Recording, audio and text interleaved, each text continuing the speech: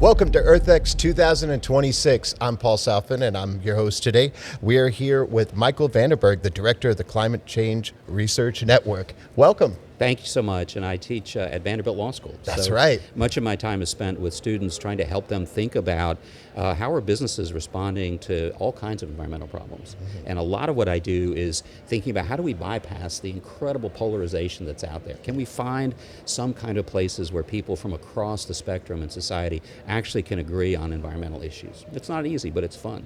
Yeah, because environmental issues affect us all, and there's no reason to politicize it. Right? Absolutely, and one of the things we found is something we call superordinate identities. When we all think of ourselves as being Americans, or all Longhorns if you're in Texas, or whatever it might be, if that's our identity group, then what we find is that that people then put aside a little bit those group identities. If we think of ourselves as left or right, now all of a sudden all those group identities come to the surface, and they lock in our views about what we think is appropriate to do about the environment. So we look across interdisciplinary teams to find ways that we can communicate, because a huge percentage of conservatives are quite interested in solving environmental problems.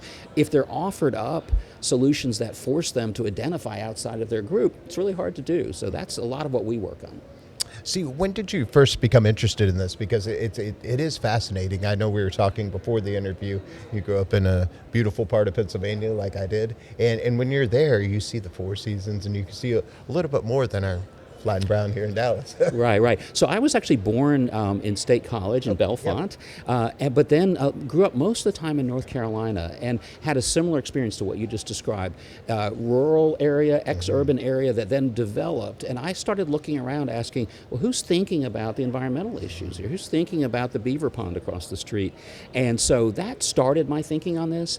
And then I spent some time as the Chief of Staff of the Federal Environmental Protection Agency, and I saw the growing divide between the left and the right in Congress. And we had almost 24 major environmental statutes, pollution control statutes, from 1970 to 1990. We haven't had a single one since then. Wow. Maybe one in 2016. And even when we've moved away from pollution control towards subsidies, you think about the Inflation Reduction Act, that didn't last either. It wasn't durable, right? And so what I realized at that time is we need to think more deeply about why we're having these deep divides. And so after serving some time as a partner in a major global law firm, I went into teaching so that I could work with people in economics and social psychology and other fields to think about what actually drives public support. As we all think about environmental policy as the end product, we don't think enough about the front end and say, why do people care or not care? And so I have lots of different ideas, and we have research underway at any given time, like the one we just mentioned about superordinate identities. Another one that I'd love to mention, if you don't mind, is the idea of solution aversion. So we've done research that shows that if you ask liberals about climate change, after they've been told that nuclear power is the solution to the problem, they become a little less worried about climate change. And the alternative also happens with conservatives. If you ask them about climate change and how serious the threat is after they've been told that it's going to be a tax or regulatory solution, then they become less worried about the problem. So that is something that two Duke social psychologists called solution aversion. And what we found is that if you tell people about the private sector advances in this area, you tell them that one major firm has 100,000 suppliers and it's trying to reduce the carbon emissions from all those suppliers around the world, conservatives get more interested in the solution because they're more worried about climate because they're not backing off of it out of concern for a big government solution. And that happens without liberals getting less interested in supporting the problem. So that solution aversion idea is one of the ones we're working on that tries to bypass this deep divide that we all see in the country. Yeah, but what's fascinating though, having kids of a certain age in college, the kids now, and you teach college, they are so much more in tune with environmental issues, I think, than previous generations. Aren't you saying that? I do see that. I think the challenge, they definitely poll higher across the political spectrum. And we just finished some work with young conservatives on college campuses. But the challenge is they're very quickly led into a place where they think, well, if I just send out an Instagram message, I've done something. right? Or if I tweet or X or whatever it might be. And so one of the big challenges is not to get them to follow what I think of as Disney's law, which is wishing will make it so. And what I worry about is they go through lots of undergraduate classes without ever being exposed to people who've actually made change before, who have won and lost in the political process and in business. And I think that's very important, because you can take a whole generation of people who have deep concern about the environment and you can fritter it all away if they're doing things that don't matter and if they're not aware of how to actually make change. And so one of the things I think about a lot is, how do we teach them to think critically? How do we teach them about how the system actually works? And can we translate what you just mentioned into real action? Yeah. And so what would you suggest for younger people that, because you're going to see a lot of younger people here at EarthX too, that I think are very in a great position to be able to help someday? Absolutely. I think one of the most important things we can all do is listen to people outside of our identity group. And it almost sounds trite. It's so obvious on some level. But if you talk to a group of conservatives and ask them, when have you last actually talked to somebody who's progressive, and truly listen to them? Howard Baker, who was one of the key moderate Republicans in the Senate for many, many years from Tennessee, which is where Vanderbilt is, used to say, you might be right. And that was a key to bipartisanship. And I'd like to see the same thing from progressives. I'd like to see progressives sit down with conservatives, not view them as a caricature, and really say, well, what are you thinking about this issue? Are you not caring about it? Are you worried about the solution? What is it we have in common? And for all of us to have something that a leading scholar called confident humility, that we can be confident in our view, but we can be humble about what we know. And I think if we reach out and talk to people in other groups, which is increasingly hard to do, as you know, social media and traditional media are profiting by tearing us apart. But I think college students and law students and business students can truly advance the ball by being willing to set down their own views, have genuine conversations, and then take concrete steps that actually make businesses better or whatever it might be. Now, EarthX is chock full of wonderful people with brilliant ideas, and there's so many great people to connect with here. Who are you hoping to connect with here, and what are you hoping to accomplish while you're here? I'm hoping to connect with people across the spectrum here, business leaders, business sustainability leaders, and also funders, because quite candidly, the funding community drives a lot of the movement in these areas. And if that funding community understands what it takes to build coalitions and make change and not just perpetuate a pre-existing idea about things, then I think huge change will occur. So sustainability directors and companies, students, frankly, and the funding community, to help the funding community think in a more sophisticated, complex way outside of their own identity groups, which obviously are very powerful even within that community. Yeah, absolutely. And there's so many great people and great things to look forward to here. What are you looking forward to here? Are there certain people particularly that you want to connect with, or certain speeches that you want to catch? EarthX attracts such a varied and interesting audience. I'm mostly looking forward to those sidebars that occur after programs, where you stand in the hall and you say, I heard what you said, but what about this? Yeah. And someone says, oh, I'm working on that. I already had one last night when I first arrived. I sat at the bar next to someone with my wife, and we had a great conversation. Someone from Texas working on an issue I hadn't even thought about before. So to me, I love the big events, but it's those sidebars, those one-off conversations across the different communities who are here that really makes this a different and exciting place to be. Yeah. So what would you say is the most underestimated climate solution that doesn't require government policy? I think that the power of supply chain contracting is below the radar screen and incredibly important. So again, I can identify one major retailer we would all know, has roughly 50 to 100,000 suppliers, has committed to major carbon emissions reductions, and is achieving that around the world through pressure on the supply chain. And so even when governments fail or we get into deep conflicts, we have this remarkable pressure that's going on around the world to achieve better environmental outcomes. And I'll give you one example. If a critique of that would be, well, that's just woke managers trying to achieve some goal.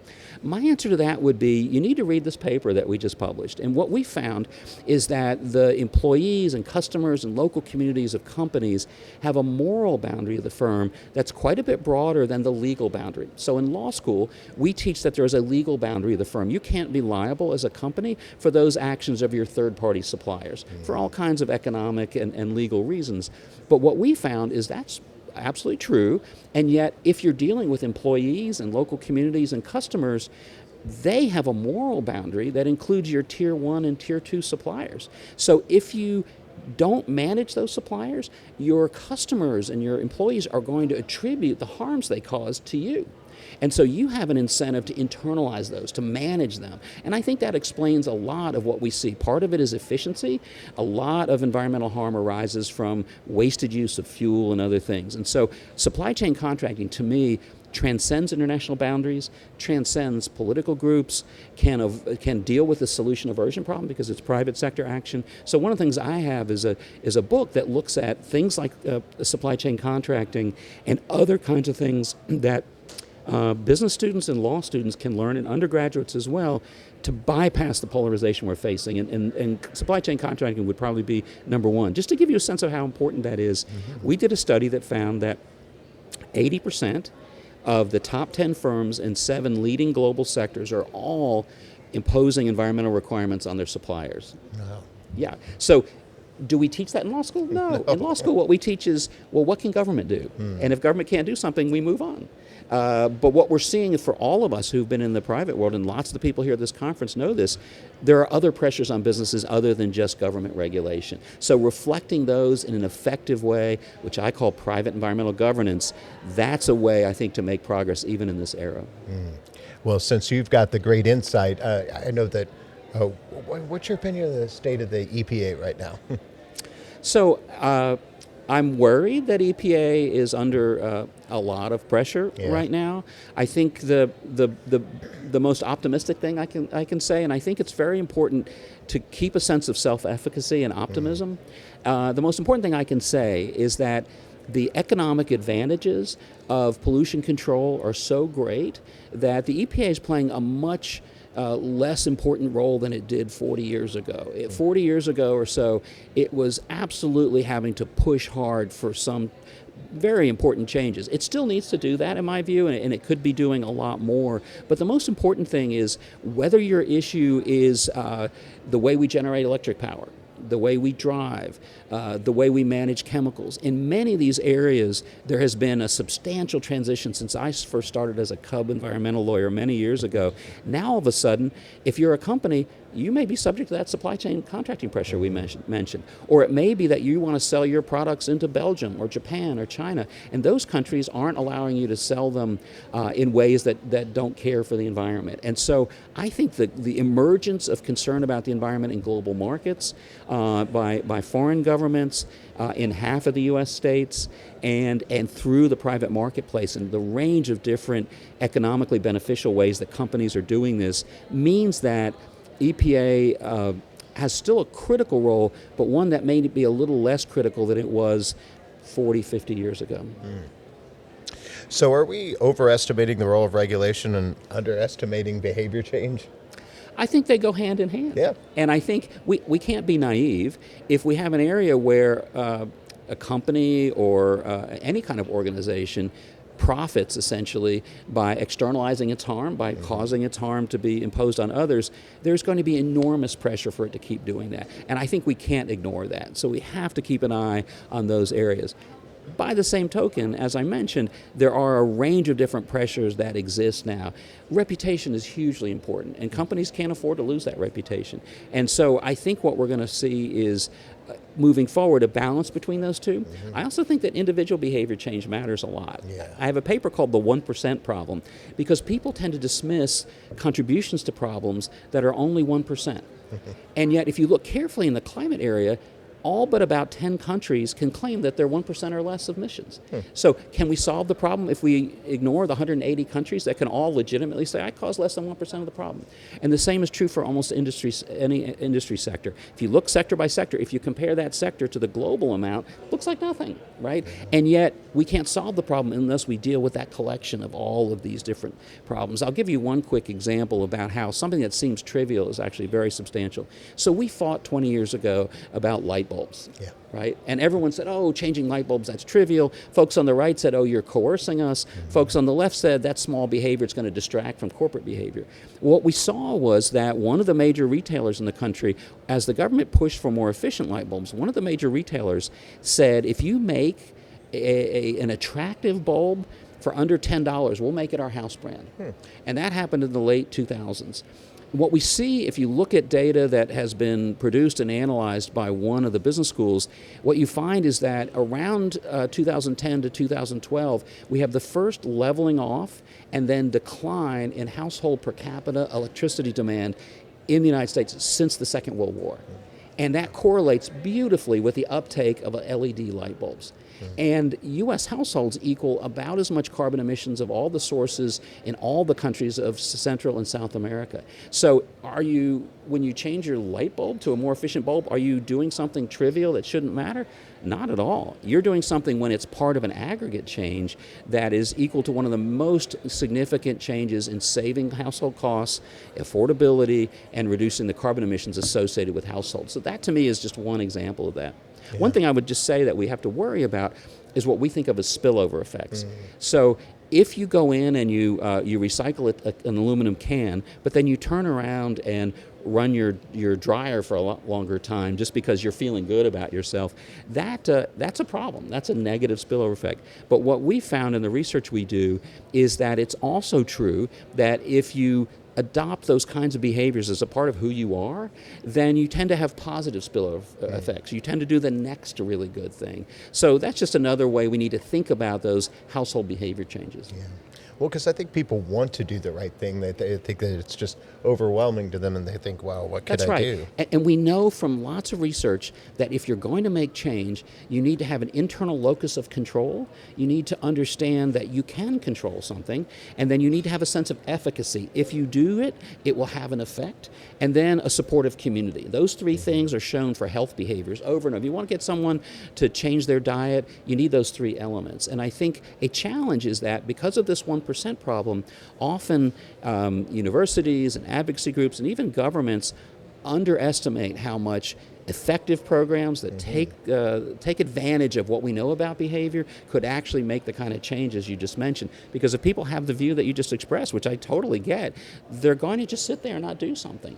But we can do that. We also have to get past this idea that what you're doing creates an identity that you may disagree with, right? That you can do something if you're conservative that's pro-environmental without losing your sense that you're a conservative. And progressive, you can take an individual action and be comfortable with that even if it's not changing government. Both those things matter. Yeah.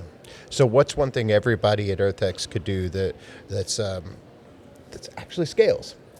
So I actually think the most important thing, and maybe this is because I'm a professor, but is a conceptual thing.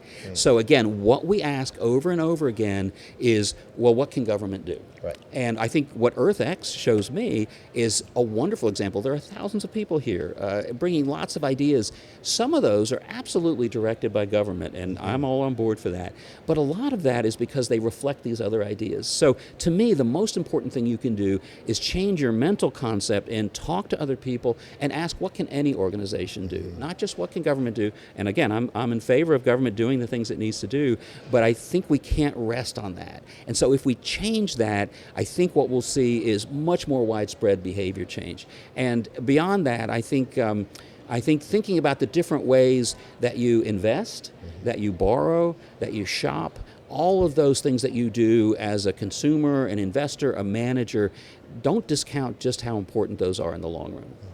Who are some companies that you think are doing it right? Because there are a lot of them out there, and some of them we may be not have in front of our mind. Right. I'll give you a couple of examples. Early on, Unilever was the largest seller of fresh fish in Northern Europe, and it was under pressure from a whole campaign, no fish sticks, because people were worried about sustainable fishing. And so what did Unilever do? It sat down with the World Wildlife Fund, WWF, a leading global environmental group, and they came up with something called the Marine Stewardship Council.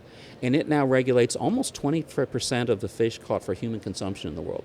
And it was adopted even when the international fishing system was unable to come up with ways to produce sustainable fisheries. So to me, that's an example of a company that sees a problem is purely under economic pressure, and then rather than just pushing back on that pressure, is looking for a solution in a way that works for the business.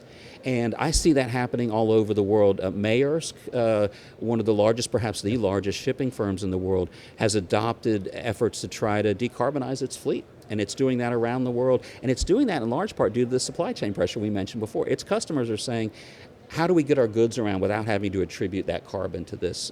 So that's another one. I think, I've been talking some about this large retail firm. I think if you look at what Walmart did about 10 years ago, and then more recently about 5 years ago, it committed to 1 billion tons of carbon emissions reductions called Project Gigaton.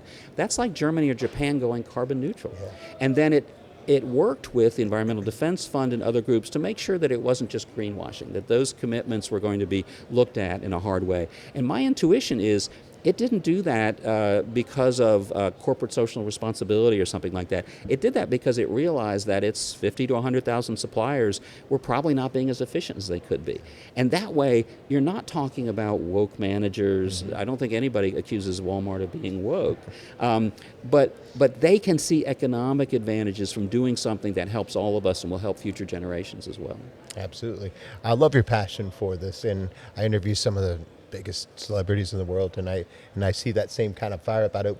And a lot of it is the success mindset that you have to have, and even when the issues are tough. And so, what do you keep in mind that kind of keeps you on the right path always? It's very easy to get down about these issues. The environmental threats we face are very substantial. The democracy is not as functional as we'd all like to see.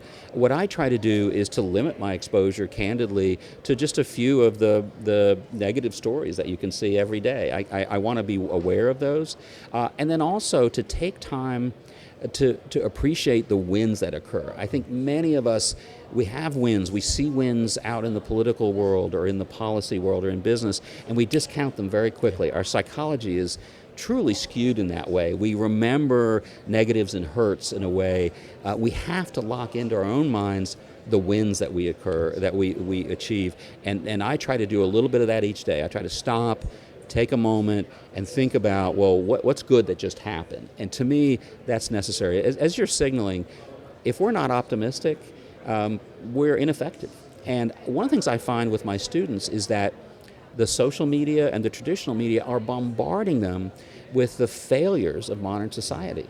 And the failures are seen, again, very differently on the left and right, but both think we're failing. And I think that's simply not true. I think if you look back in time, it would not be possible to identify a better time to be alive. The levels of poverty around the world are lower than they have ever been. The successes we've had, even on issues like climate, are pretty impressive. You're seeing remarkable changes. You're beginning to see China, which was growing rapidly in carbon emissions through my entire professional career, all of a sudden has leveled off and is starting to come down a little bit. You're seeing that in a lot of different countries too. So I think that kind of perspective is something. I start each environmental law class with a slide which is a reason for optimism.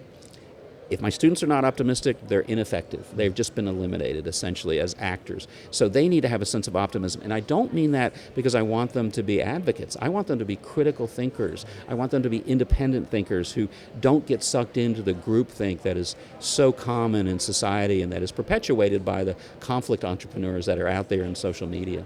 Yeah. What you do professionally is so admirable, and I know that people look up to what you do. So what kind of advice would you give to somebody that wants to follow in your footsteps and do something great? I think the most important thing is to think on your own. I think we're all bombarded with, and we have a deep intuition to do that.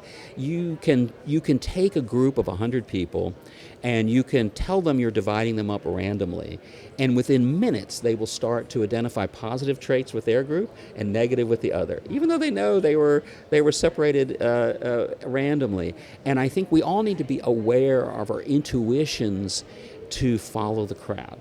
And to me, the best thing you can do as an undergraduate or a law student or a business student or frankly a professional is to think carefully about what you think is right, be critical of your own ideas, have confident humility, and mostly just be aware that you have these tendencies to think in ways that may feel good today because you'll have 10 people around nodding their head, yes, yes, yes. 10 years down the road, if that wasn't the right idea, they're not going to be around anymore. So you have to be true to yourself and don't allow yourself simply to follow the crowd. As a famous physicist said, you have to be careful not to fool yourself, and yet you are the easiest person to fool. And that's what I try to work on. Yeah, so well said. Well, I know it's about time to wrap it up, but Yep. before we do, Yep. tell people where they can find you and Yes. where Yes. they can find You you, can- not only that during the conference. Yes, thank you so much. Well, I'll be walking the halls in the conference, Yes. and I'm giving a talk at 9:10 on Tuesday morning, the 17th. So people are welcome to see me there. You can look me up at Vanderbilt Law School, Michael Vandenbergh, and I'm easy to find there, and I respond to emails. So I'm happy to be contacted. Wonderful. Well, thank you so much for being with us, and stay tuned because we've got more on the EarthX podcast stage next.